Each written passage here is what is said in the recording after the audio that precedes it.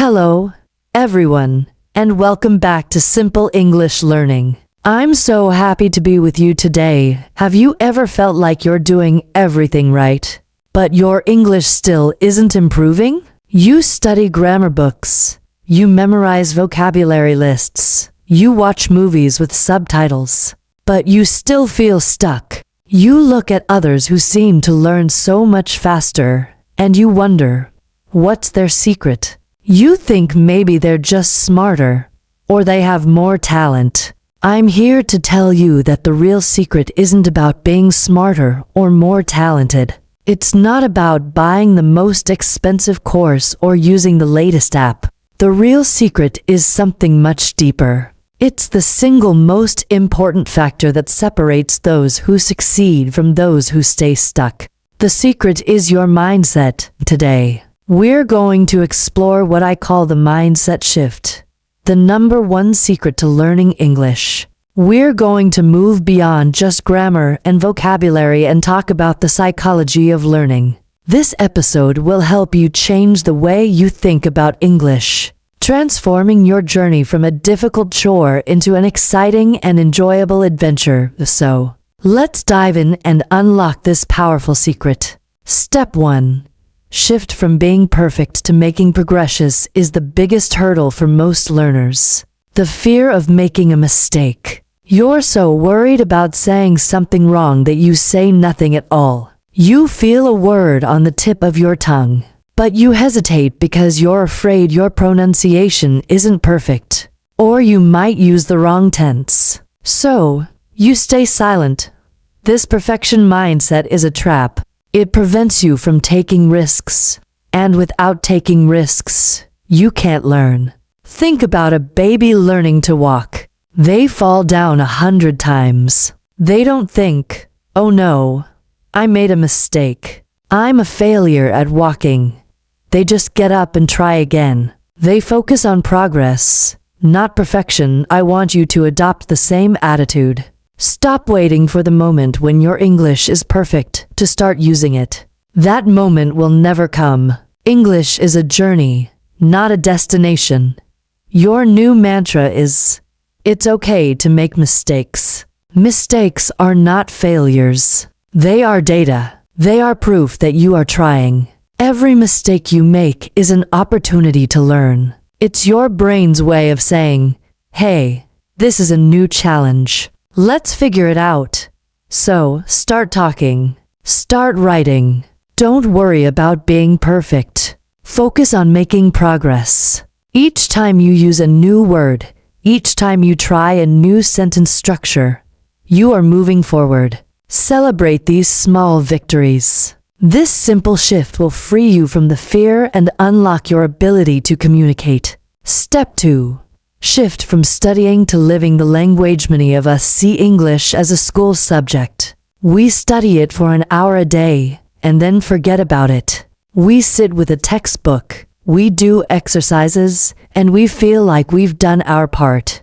But learning a language is not like studying for a test. It's about integrating the language into your life. Hey, think about the English speakers you admire. They're not always sitting with a grammar book. They're listening to music, watching their favorite TV shows, reading articles on topics they care about, and having conversations with people. They are living the language. I want you to shift your mindset from a student to a user. Instead of just studying a list of words, find a podcast or a YouTube channel on a topic you love: cooking, technology, history, anything. Listen to it.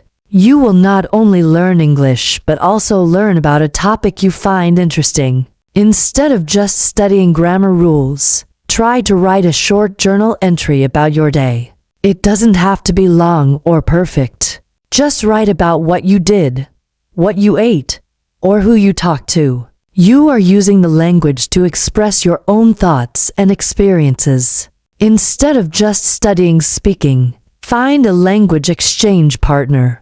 Talk about your hobbies. Talk about your favorite movie. You are using English as a tool for connection, not just an academic subject. When you start living the language, it becomes part of you. The learning becomes effortless and fun because you're doing things you already enjoy. But in English, this is where real, lasting fluency begins. Step 3.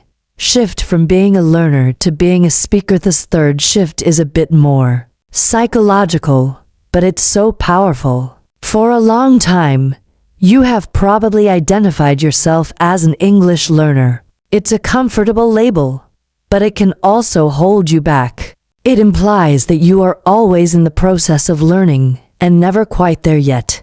I want you to change this. I want you to start thinking of yourself as an English speaker. You might be thinking, but I'm not a fluent speaker yet.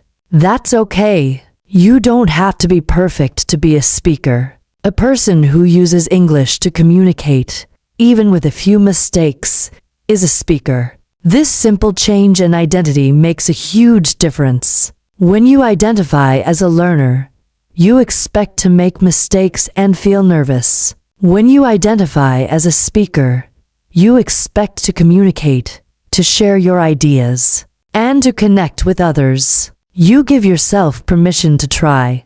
Every time you have a conversation, you are a speaker. Every time you write an email, you are a speaker. Every time you listen to a podcast, you are preparing to be a speaker. This mindset gives you confidence. It helps you see every conversation not as a test of your knowledge, but as an opportunity to be yourself in a new language. You become more proactive, more willing to step out of your comfort zone, and more open to new experiences.